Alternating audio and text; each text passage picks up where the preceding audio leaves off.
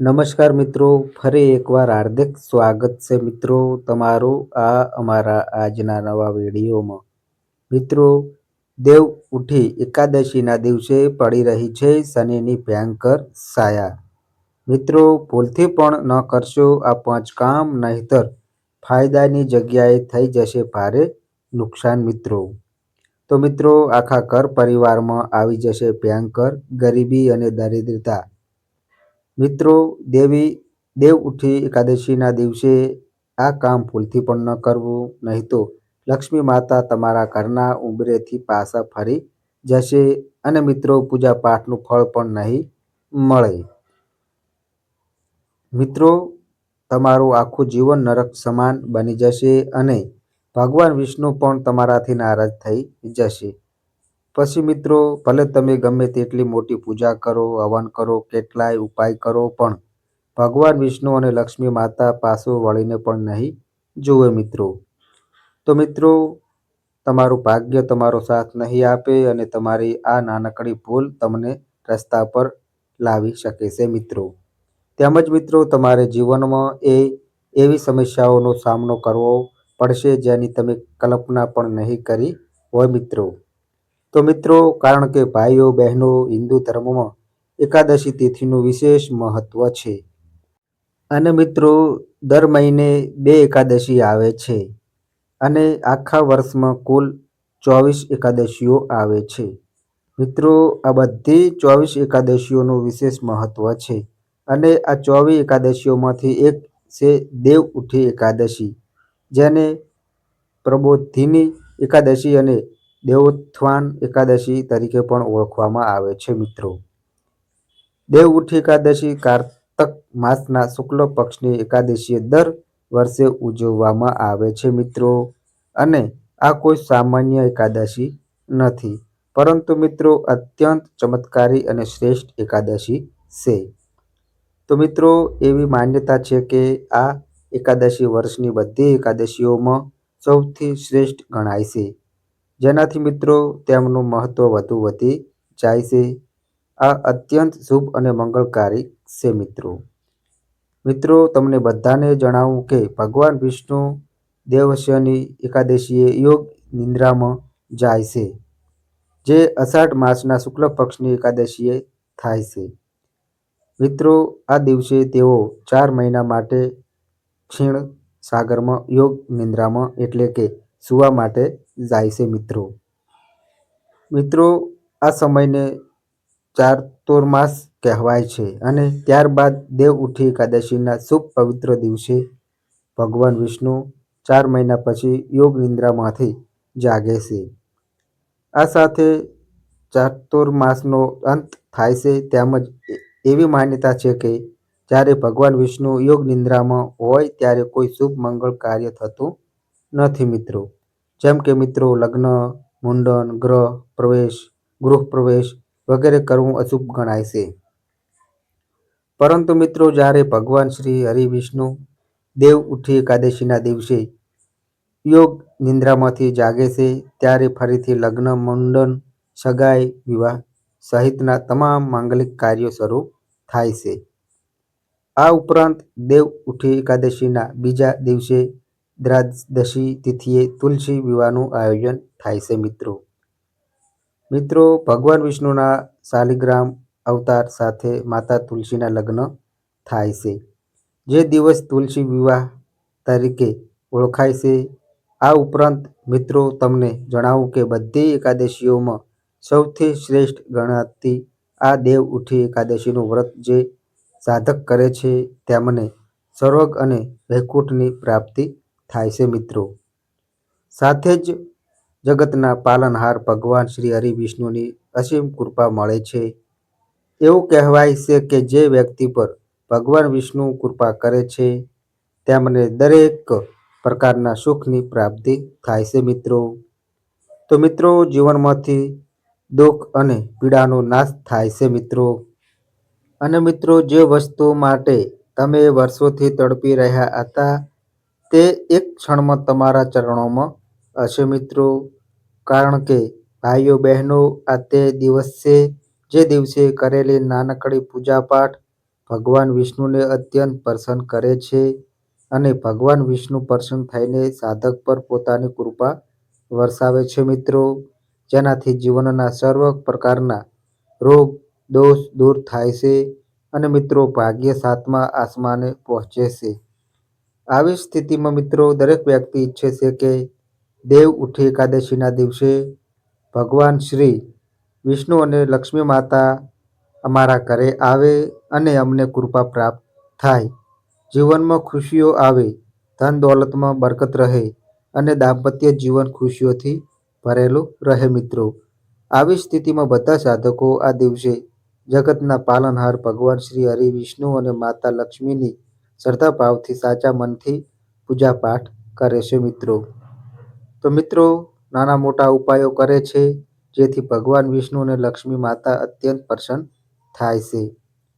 પરંતુ મિત્રો તમને બધાને જણાવવું કે શાસ્ત્રોમાં કેટલાક એવા કાર્યોનું વર્ણન કરવામાં આવ્યું છે જે મિત્રો દેવ ઉઠે એકાદશીના દિવસે ભૂલથી પણ ન કરવું જોઈએ.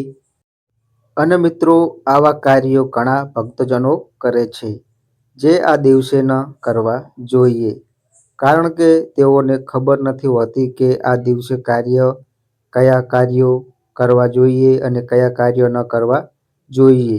તેઓ ફક્ત એટલું જ જુએ છે કે આપણે આ કામ કરી લઈએ અને ભગવાન શ્રી વિષ્ણુ અને લક્ષ્મી માતા અમારા ઘરે આવે અને તેમની કૃપા અમારા પર રહે.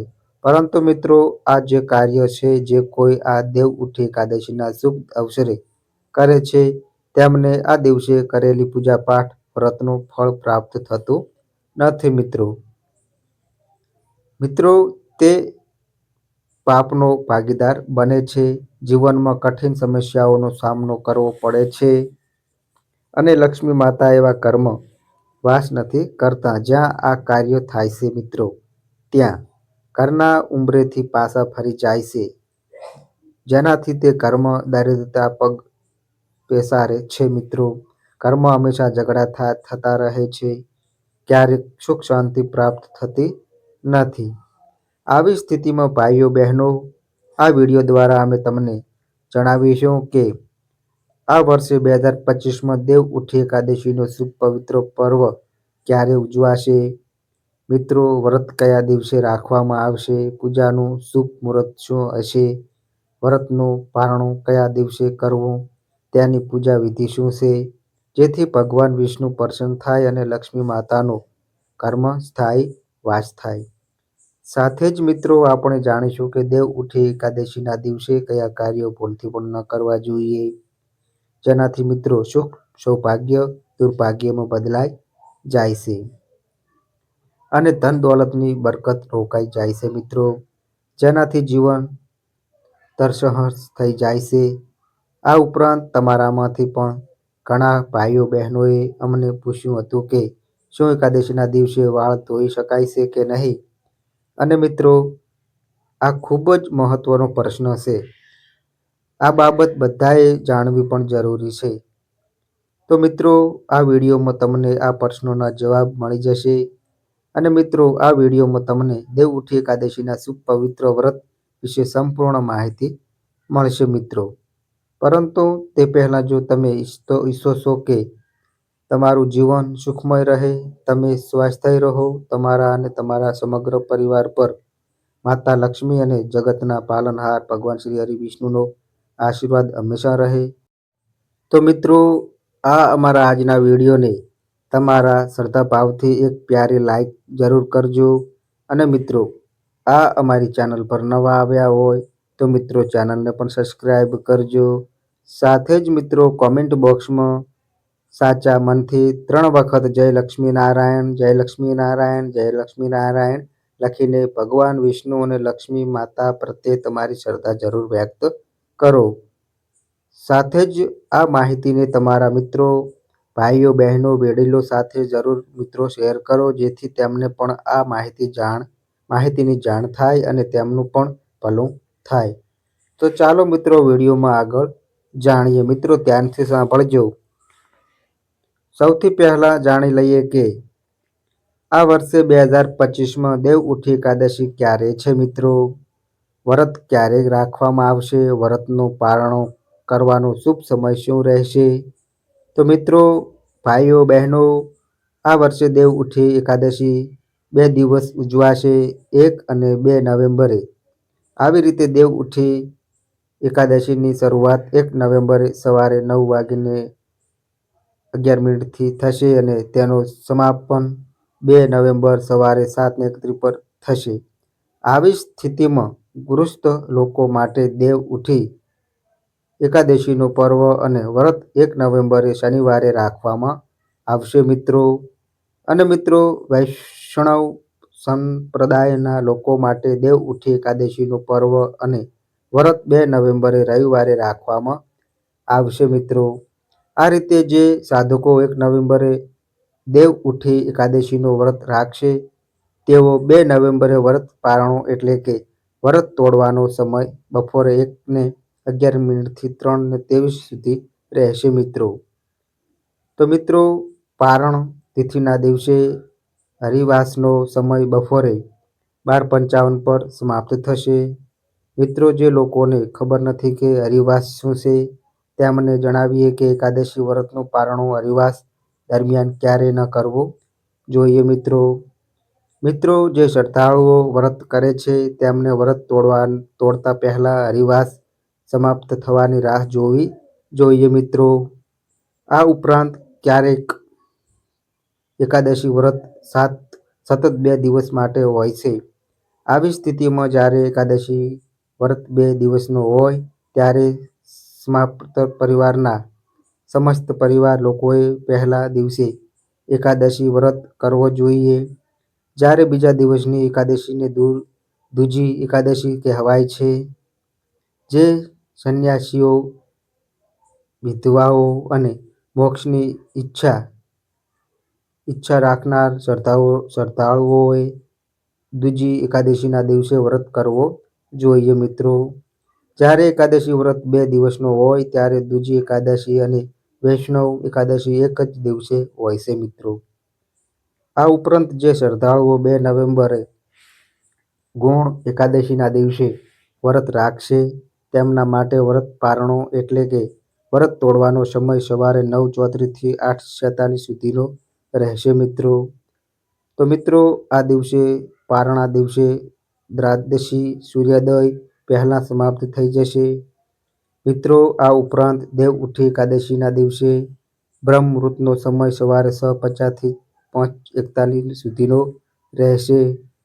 સાથે જ મિત્રો, અભિજીત મુહૂર્ત સવારે 11:42 થી બપોરે 12:27 સુધી રહેશે. તો મિત્રો, ચાલો હવે જાણીએ દેવ ઉઠી એકાદશીની પૂજા વિધિ વિશે. તો મિત્રો, ભાઈઓ બહેનો, દેવ ઉઠી એકાદશીના 1 દિવસ પહેલાં જ સાંજે સ્વાસ્તિક ભોજન કરો અને મિત્રો બ્રહ્મચાર્યનું પાલન કરો. પછી દેવ ઉઠી એકાદશીના શુભ અવસરે સવારે બ્રહ્મ મુહૂર્તમાં ઉઠીને સ્નાન કરો. જો મિત્રો તમારા ઘરમાં ગંગાજળ હોય તો સ્નાનના પાણીમાં થોડું ગંગાજળ નાખીને સ્નાન કરો. આથી આખું શરીર શુદ્ધ થઈ જશે. સ્નાન કર્યા પછી પીળા કે લાલ રંગના કપડાં પહેરો, કારણ કે મિત્રો આ રંગ ખૂબ જ શુભ અને મંગલકારી હોય છે મિત્રો. અને મિત્રો, આ રંગના વસ્ત્રો પહેરીને પૂજાપાઠ કરવાથી પૂજાનું મહત્વ વધુ વધી જાય છે. તો મિત્રો, આવી સ્થિતિમાં વસ્ત્રો પહેરીને ભગવાન વિષ્ણુનું ધ્યાન કરતા એકાદશી વ્રતનો સંકલ્પ લો. ત્યારબાદ મિત્રો પૂજા સ્થળને સાફ કરો. આખા ઘરમાં ગંગાજળનો છંટકાવ કરો. ત્યારબાદ મિત્રો ચોકી પર પીળા રંગનું સાફ સુથરું વસ્ત્ર પાથરો અને ભગવાન વિષ્ણુની મૂર્તિ કે ચિત્ર સ્થાપિત કરો મિત્રો. તો મિત્રો, આ બધું કર્યા પછી મૂર્તિને ગંગાજળથી પંચામૃતથી સ્નાન કરાવો. પીળું ચંદન અક્ષત એટલે ચોખા અર્પણ કરો. પછી મિત્રો ફળ, મીઠાઈ, તુલસીના પાન અને પંચામૃતનો ભોગ લગાવવો. ધૂપ દીપ પ્રગટાવો. સાથે જ એકાદશી વ્રતની કથા જરૂર સાંભળો, કારણ કે મિત્રો કથા સાંભળવાથી પૂર્ણ ફળ પ્રાપ્ત થાય છે. ત્યારબાદ મિત્રો ભગવાન વિષ્ણુના મંત્રનો શ્રદ્ધાભાવથી સાચા મનથી જાપ કરો. અંતમાં મિત્રો શ્રી હરિ વિષ્ણુ અને લક્ષ્મી માતાની આરતી કરો અને બધામાં પ્રસાદનું વિતરણ કરો. તો મિત્રો, આ હતી દેવ ઉઠી એકાદશીની પૂજા વિધિ. તો મિત્રો, આ રીતે તમે ભગવાન વિષ્ણુની પૂજા પાઠ કરીને તેમની કૃપા પ્રાપ્ત કરી શકો છો અને ઘરમાં સુખ શાંતિ અને સમૃદ્ધિ જાળવી શકો છો. તો ચાલો મિત્રો, ભાઈઓ બહેનો, હવે જાણીએ તે કાર્ય વિશે જે પ્રબોધિની એકાદશી એટલે કે દેવોત્થાન એકાદશી દિવસે ભૂલથી પણ ન કરવા જોઈએ નહીં. તો આ દિવસે કરેલી પૂજાપાઠ વ્રતનું ફળ પણ પ્રાપ્ત થતું નથી અને સાધક પાપનો ભાગીદાર બને છે. મિત્રો, જેનાથી ઘરની બરકત રોકાઈ જાય છે અને જીવનમાં નકારાત્મક ઉર્જા ફેલાય છે. પરંતુ મિત્રો, તમને બધાને વિનંતી કરું છું કે જો તમે હજુ સુધી આ અમારા વિડીયોને એક લાઈક નથી કરી તો મિત્રો તરત જ અત્યારે જ એક પ્યારી લાઈક કરી દો અને ચેનલ પર નવા આવ્યા હોય તો મિત્રો ચેનલને પણ સબસ્ક્રાઈબ કરો અને મિત્રો કોમેન્ટ બોક્સમાં સાચા ભાવથી 3 વખત જય લક્ષ્મી નારાયણ જરૂર લખો. તો ચાલો મિત્રો, વિડીયોમાં આગળ જાણીએ. તો મિત્રો, નંબર 1, ચોખા. મિત્રો, ભક્તજનો, અક્ષત એટલે કે ચોખાનો પૂજાપાઠમાં વિશેષ ઉપયોગ થાય છે. પરંતુ દેવ ઉઠી એકાદશીના દિવસે ચોખાનું સેવન ન કરવું જોઈએ. એવી માન્યતા છે કે દેવ ઉઠી એકાદશીના દિવસે ચોખાનું સેવન કરવાથી પૂજાપાઠ વ્રતનું ફળ નિષ્ફળ થઈ જાય છે મિત્રો. અને મિત્રો, આવું કરવું ભગવાન વિષ્ણુ અને લક્ષ્મી માતાનું અપમાન ગણાય છે. જેનાથી મિત્રો શ્રદ્ધાળુ પાપનો ભાગીદાર બને છે. જેનાથી ઘરમાં નકારાત્મક ઉર્જા ફેલાય છે. જેનાથી મિત્રો ઘરમાં ઝઘડાનું વાતાવરણ રહે છે અને બનતા કામ પણ બગડી શકે છે મિત્રો. તો મિત્રો, જેનાથી તમે જીવનમાં નિષ્ફળતા મળે તેથી આ દિવસે ચોખાનું સેવન ન કરો અને ન તો ચોખા ખરીદો. સાથે જ મિત્રો બહેનો, દેવ ઉઠી એકાદશીના દિવસે તુલસીનું પાન પણ ન તોડવું જોઈએ. પૂજા માટે 1 દિવસ પહેલાં જ તુલસીના પાન તોડીને રાખી લો મિત્રો. કારણ કે મિત્રો, દેવોત્થાન એકાદશીના દિવસે ચોખાનું સેવન કરવું અને તુલસીનું પાન તોડવું તેનાથી 7 પેઢીઓને પાપ લાગે છે મિત્રો. સાથે જ વંશનો નાશ થાય છે મિત્રો. હવે મિત્રો નંબર 2, મિત્રો પાન. તો મિત્રો, પાનનો ઉપયોગ પૂજાપાઠ, હવન અને ભોગ લગાવવા માટે થાય છે. કારણ કે પાનનો ભોગ લગાવવાથી દેવી દેવતાઓ પ્રસન્ન થાય છે મિત્રો. પરંતુ તમને જણાવું કે દેવ ઉઠી એકાદશીના દિવસે પાન ન ખાવું જોઈએ. આવી માન્યતા છે કે પાન ખાવાથી મનમાં રજોગુણોની પ્રવૃત્તિ વધે છે. જેનાથી પૂજાપાઠ વ્રતનું પુણ્ય ફળ ઓછું થઈ જાય છે મિત્રો. જેનાથી તમારી આ નાનકડી ભૂલ તમને ભગવાન વિષ્ણુ અને લક્ષ્મી માતાની કૃપાથી વંચિત રાખે છે મિત્રો. અને મિત્રો તમારી મનોકામના અધૂરી રહી શકે છે. હવે મિત્રો નંબર 3, ધ્યાનથી સાંભળજો મિત્રો, લોખંડની વસ્તુઓ. તો મિત્રો, દેવ ઉઠી એકાદશીના દિવસે ભગવાન વિષ્ણુ યોગ નિદ્રામાંથી જાગે છે. તેથી આ દિવસ ધાર્મિક રીતે અત્યંત પવિત્ર ગણાય છે અને આ દિવસે કરેલી પૂજાપાઠ અત્યંત ફળદાયી હોય છે મિત્રો. આવી સ્થિતિમાં મિત્રો દેવોત્થાન એકાદશીના દિવસે તમારે લોખંડની વસ્તુ ન ખરીદવી જોઈએ અને ન તો આ દિવસે લોખંડની વસ્તુઓનો ઉપયોગ કરવો જોઈએ મિત્રો. કારણ કે મિત્રો લોખંડ કઠોરતા અને ક્રોધનું પ્રતીક છે. સાથે જ લોખંડ ઘરમાં નકારાત્મક ઉર્જાને આકર્ષે છે. જેનાથી ઘરમાં અશાંતિની સ્થિતિ ઉત્પન્ન થાય છે અને માનસિક તણાવ, આરોગ્ય સંબંધિત સમસ્યાઓ ઉત્પન્ન થાય છે મિત્રો. હવે મિત્રો નંબર 4, કાળા રંગના કપડાં. તો મિત્રો, શાસ્ત્રોમાં કાળા રંગને ખૂબ જ અશુભ ગણવામાં આવ્યો છે. કારણ કે મિત્રો કાળો રંગ શનિદેવનું પ્રતીક છે અને તે તમો ગુણને વધારે છે. આવી સ્થિતિમાં ધ્યાનથી સાંભળો મિત્રો. દેવ ઉઠી એકાદશીના દિવસે સ્નાન કર્યા પછી જ્યારે તમે કપડાં પહેરો ત્યારે ખાસ ધ્યાન રાખો કે કપડાં કાળા કે ઘેરા લીલા રંગના ના હોવા જોઈએ. નહીં તો તમને આ શુભ અવસરે કરેલી પૂજાપાઠ વ્રતનું ફળ પ્રાપ્ત નહીં થાય મિત્રો. અને મિત્રો તમને શુભ પરિણામની જગ્યાએ અશુભ પરિણામ જોવા મળશે અને જીવનમાં નકારાત્મક ઉર્જા પ્રવેશી શકે છે, જેનાથી તમારા બનતા કામ બગડી શકે છે મિત્રો. અને મિત્રો ભાગ્ય નબળું પડી શકે છે. તેથી મિત્રો દેવ ઉઠી એકાદશીના દિવસે કાળા રંગના અને ઘેરા નીલા રંગના કપડાં ન પહેરો અને ન તો કાળા રંગના કપડાં ખરીદો. નહીં તો મિત્રો આવું કરવું તમારા માટે અશુભ ફળદાયી રહેશે મિત્રો. હવે મિત્રો નંબર 5, મિત્રો સાફ સફાઈ ન કરો.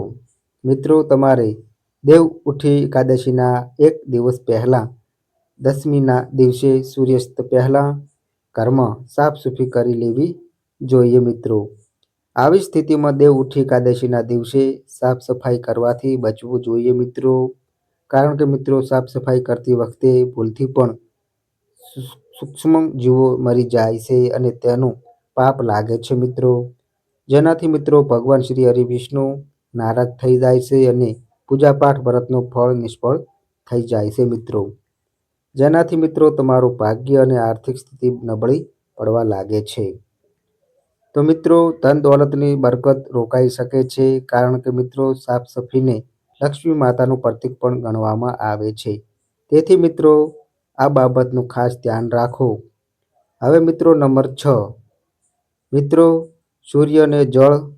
મિત્રો સૂર્યદેવને જળ અર્પણ કરવું ખૂબ જ લાભદાયી ગણાય છે. મિત્રો એવી માન્યતા છે કે સૂર્યને જળ આપવાથી બુદ્ધિમાં વૃદ્ધિ થાય છે, માનસિક તણાવથી સમસ્યા દૂર રહે છે અને તેજ પ્રદાન થાય છે મિત્રો. આવી સ્થિતિમાં તમે રોજ સૂર્યને જળ આપતા હશો, પરંતુ મિત્રો તમને બધાને જણાવું કે દેવ ઉઠી એકાદશીના દિવસે સૂર્યને જળ આપતી વખતે શુદ્ધ જળ લો, પરંતુ તેમાં ચોખા ન નાખો. મિત્રો એવી માન્યતા છે કે દેવ ઉઠી એકાદશીના દિવસે સૂર્યને જળ આપતી વખતે તેમાં ચોખા ન નાખવા જોઈએ. આવું કરવું તમને ભગવાન વિષ્ણુ અને સૂર્યદેવની કૃપાથી વંચિત રાખે છે, જેનાથી ઘરમાં કંગાળપણું છવાઈ શકે છે મિત્રો. હવે મિત્રો નંબર 7, મિત્રો ધ્યાનથી સાંભળજો. ચણાની દાળ. મિત્રો દેવ ઉઠી એકાદશી તિથિના દિવસે કેટલીક એવી વસ્તુઓ છે જેનું સેવન કરવાથી બચવું જોઈએ અને ખરીદવાથી પણ બચવું જોઈએ. નહીં તો તમારે પછી પસ્તાવું પડી શકે છે મિત્રો. મિત્રો અમે વાત કરી રહ્યા છીએ મસૂર દાળની. મિત્રો અડદની દાળ, કોબીજ, ગાજર, શાકભાજી, પાલકના શાકની. મિત્રો દેવોત્થાન એકાદશીના દિવસે આ શાકભાજીઓ ભૂલથી પણ ન ખરીદવી જોઈએ અને ઘરમાં હોય તો તેનું સેવન ન કરવું જોઈએ.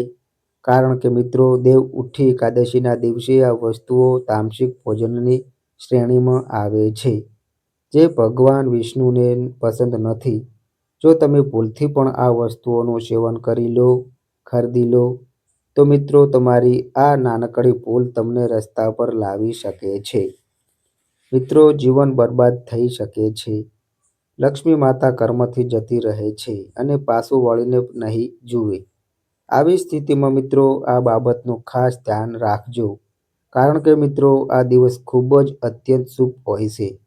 શાસ્ત્રોમાં દેવ ઉઠી એકાદશીને મોક્ષદાયીની તિથિ પણ કહેવામાં આવે છે. હવે મિત્રો નંબર 8, મિત્રો બીજા ઘરનું અન્ન. મિત્રો એવી માન્યતા છે કે દેવ ઉઠી એકાદશીના દિવસે કોઈના ઘરનું અન્ન ન ખાવું જોઈએ. મિત્રો એવું કહેવાય છે કે દેવ ઉઠી એકાદશીના પવિત્ર પર્વ પર બીજાના ઘરનું ભોજન કરવાથી તમારા ઘરની લક્ષ્મી તે વ્યક્તિ પાસે જતી રહે છે, જેનાથી લક્ષ્મી માતા તમારા ઘરમાં પ્રવેશી શકતા નથી. કારણ કે મિત્રો તમે લક્ષ્મી માતાને જાતે જ તમારા કર્મથી બહાર કાઢી રહ્યા છો. મિત્રો આ ઉપરાંત કર્મ જ્યારે પણ ભોજન કરો આ દિવસે કાંસાના વાસણમાં ભોજન ન કરો, નહીં તો તમને જીવનમાં અન્નની સમસ્યાઓનો સામનો કરવો પડી શકે છે મિત્રો, અને માં અન્નપૂર્ણા પણ તમારાથી નારાજ થઈ શકે છે.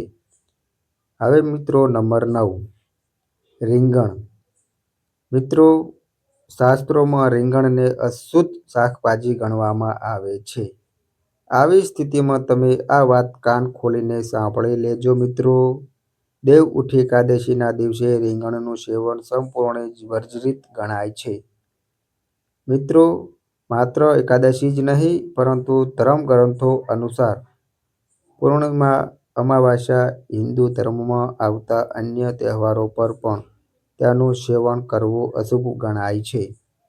તેમાં નાના જીવતા અને બીજ વધુ પ્રમાણમાં હોય છે, જે વ્રત અને પૂજાના સમયે અપવિત્રતાનું પ્રતીક ગણાય છે. મિત્રો આવી સ્થિતિમાં રીંગણ ખાવાથી વ્રતનું પુણ્ય ઘટે છે અને મનમાં આળસ, ભ્રમ અને અસ્થિરતા વધે છે. મિત્રો આ ઉપરાંત પ્રબોધિની એકાદશીના દિવસે બ્રહ્મચાર્યનું પાલન કરવું જોઈએ અને રીંગણ કામ પ્રવૃત્તિઓને વધારે કરે છે. તો આવી સ્થિતિમાં તમે આ બાબતની ગાંઠ બાંધી લો. તો ભાઈઓ બહેનો, આ હતા તે કાર્યો જે દેવ ઉઠી એકાદશીના દિવસે ભૂલથી પણ ન કરવા જોઈએ મિત્રો, નહીં તો જીવનમાં શુભ પરિણામની જગ્યાએ અશુભ પરિણામ જોવા મળશે મિત્રો, અને કર્મ નકારાત્મક ઉર્જા પ્રવેશ કરશે મિત્રો, જેનાથી મિત્રો દાંપત્ય જીવનમાં કડવાશ ઉત્પન્ન થાય છે અને સંબંધો બગડી જાય છે મિત્રો. તો મિત્રો ચાલો આપણે હવે તમારા જે પ્રશ્નનો જવાબ આપીએ. પ્રશ્ન છે કે શું દેવ ઉઠી એકાદશીના દિવસે વાળ ધોવા જોઈએ કે નહીં? તો મિત્રો તેનો જવાબ છે નહીં. મિત્રો ધાર્મિક માન્યતાઓ અનુસાર દેવ ઉઠી એકાદશીના દિવસે વાળ ન ધોવા જોઈએ, કારણ કે મિત્રો આવું કરવાથી વ્રતના પુણ્યનું ફળ મળતું નથી. આ દિવસે વાળ ધોવું અશુભ ગણાય છે. આવી સ્થિતિમાં આ બાબતનું ખાસ ધ્યાન રાખવું જોઈએ મિત્રો. સ્ત્રી માટે એકાદશીના દિવસે વાળ ધોવાનો અર્થ એટલે લક્ષ્મી માતાને ઘરમાંથી બહાર કાઢવું, અને જે આ કામ કરે છે લક્ષ્મી માતા તેના ઘરે પાછું વળીને નથી જોતા. પછી ભલે તે ગમે તેટલી પૂજાપાઠ કરે, વ્રત કરે, ઉપાય કરે, લક્ષ્મી માતા તે ઘરમાંથી ફરી ક્યારેય વાસ નહીં કરતા. આવી સ્થિતિમાં પછી તમે કહેશો કે આખરે વાળ ક્યારે ધોવા? તો તમને બધાને મિત્રો જણાવું કે તમારે એકાદશીના એક દિવસ પહેલાં સૂર્યાસ્ત પહેલાં વાળ ધોઈ લેવા જોઈએ. આ ઉપરાંત તમને બધાને જણાવું કે દેવ ઉઠી એકાદશીના દિવસે ભલે તે કોઈ પણ એકાદશી હોય, તમારે નખ ન કાપવા જોઈએ અને ન તો વાળ કાપવા જોઈએ, અને આ બાબતનું ઘણા સાધકો પાલન નથી કરતા, કારણ કે આવું કરવું કર્મ નકારાત્મક ઉર્જાને આકર્ષે છે, જેનાથી જીવનમાં કંગાળપણું છવાઈ જાય છે મિત્રો, ઘરની બરકત રોકાઈ જાય છે અને જીવનમાં શુભ પરિણામની જગ્યાએ અશુભ પરિણામ જોવા મળે છે, અને ભાગ્ય પણ નબળું થઈ જાય છે અને ભાગ્ય સાથ નથી આપતું. તો મિત્રો તમને આ અમારી આજની માહિતી ગમી હોય તો મિત્રો વિડીયોને લાઈક કરજો, શેર કરજો, અને મિત્રો આ અમારી ચેનલ પર નવા આવ્યા હોય તો મિત્રો ચેનલને પણ સબસ્ક્રાઈબ કરજો. તો બસ મિત્રો આજે આટલું. ફરી મળીએ એક નવા વિડીયો સાથે. ત્યાં સુધી બધાય મિત્રોને હર હર મહાદેવ.